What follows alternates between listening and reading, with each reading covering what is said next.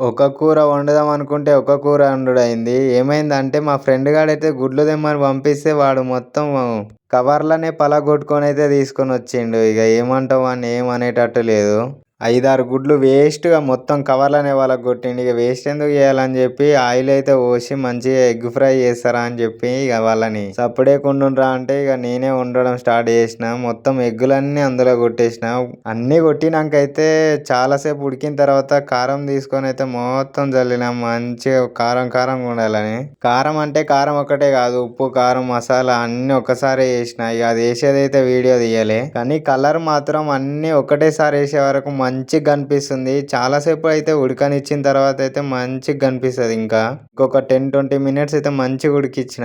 మసాలాలు కూడా అన్నీ ఏసుకున్న ఒకసారే ఇగ. ఇగ ప్లేట్‌లో ఏసుకొని తింటా ఉంటే మాత్రం కొంచెం మంచిగానే ఉంది. ఇగ గలీజ్‌గా ఏం వండుకోలే. అట్లా తినేటట్టు అంత ఓవర్ మంచిగా ఏం లేదు. కొంచెం తినేటట్టు అయితే వండుకున్నాం. ఈ వీడియోకైతే ఇంతే. ఈ వీడియో ఎట్లా అనిపించిందో కామెంట్ చేయండి ఫ్రెండ్స్. నచ్చితే లైక్ అండ్ షేర్, సబ్స్క్రైబ్ చేసుకోండి ఫ్రెండ్స్. నెక్స్ట్ వీడియోలో కలుద్దాం. Bye bye.